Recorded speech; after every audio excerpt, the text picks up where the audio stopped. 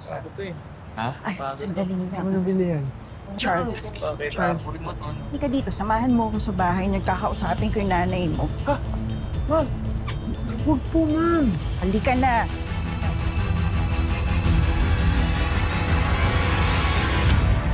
Ma'am, huwag mo nang kausapin yung mami ko tungkol sa grades ko. Mapagalitan ako nun. Kailangan, Charles. Kailangan kang bantayan doon sa mga subjects na binabagsak mo.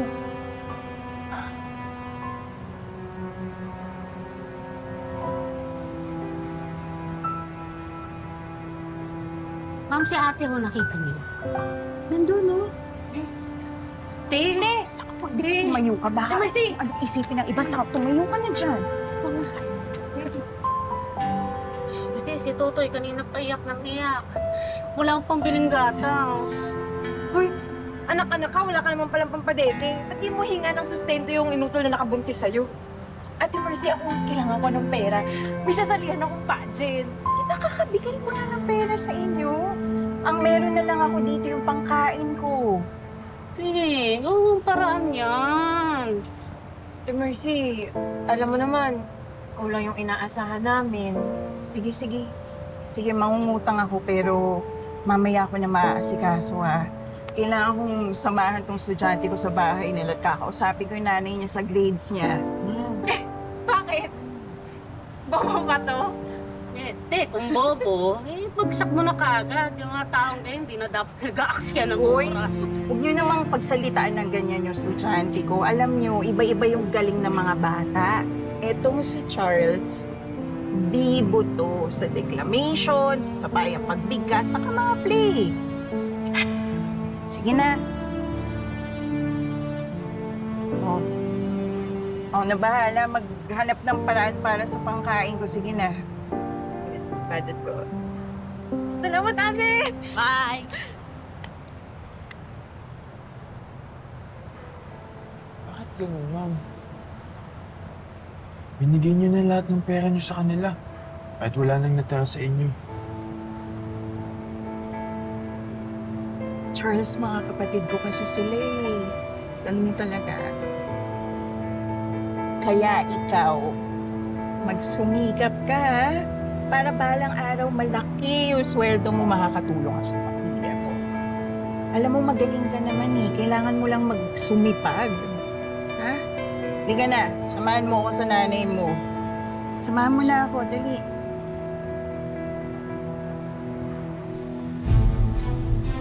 Bilang breadwinner, isinakripisyo ni Teacher Mercy ang lahat para sa kanyang pamilya. Hindi na tuloy siya nakapag-asawa at magkakaroon pa siya ng diabetes, isang sakit na babago sa buhay niya at sa pakikitungo sa kanya ng kanyang pamilya.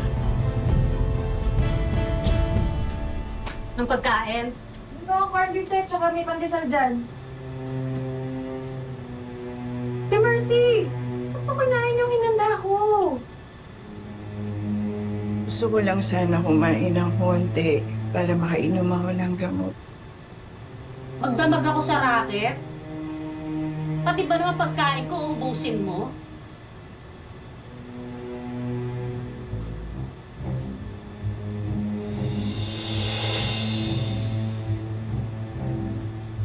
Swapang ka.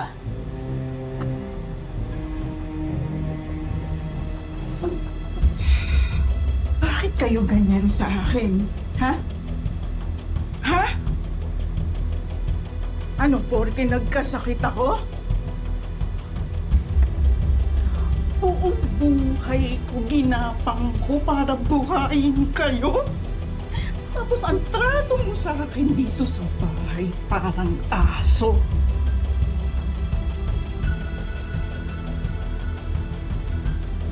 Aray ha? Saktan ako ha! Saktan ako! Kapal ang mukha mo, Ter! Ha? Kapal ang mukha mo? Ako nagpapalawon sa'yo! Sasaktan mo ako! Tanda ka na rin kasi, dami mo nang iniinda eh. Ganito na lang, Ter. Lumayas ka na lang dito. Kasi wala ka namang ambag dito sa bahay eh, di ba? Total, lahat naman ng Ginastos mo sa amin ay bayad na. Lumayas ka na lang! Pwede na tayo, te! Hindi niyo ako pwede paalisin kasi ako nagtayo ng bahay na to! Eh, pwede na nga tayo! Tapos na! Bayad na kami! Alis na! Alis ka na! Alis na! Umalis ka na! Wala ka nang hambag dito eh! Dali! Lumayas ka na! Mababalik ka! Pero darating pala ang panahong susuklian ng kasamaan ang pagmamahal ko sa aking pamilya. Huwag mong papapasukin si ate dito, ha?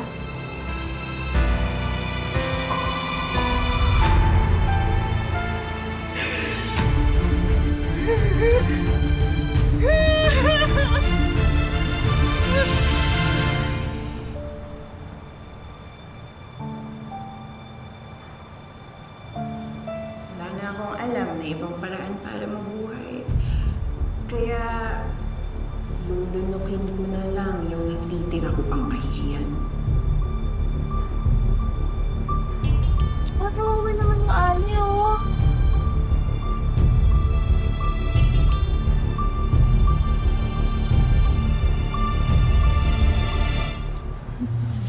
Lucy? Tumayo. Pag ikaw naman ba, para kang mag-uwi sa bahay ng basura. Pabigat lang sa atin yan eh. Halika na! Halika na!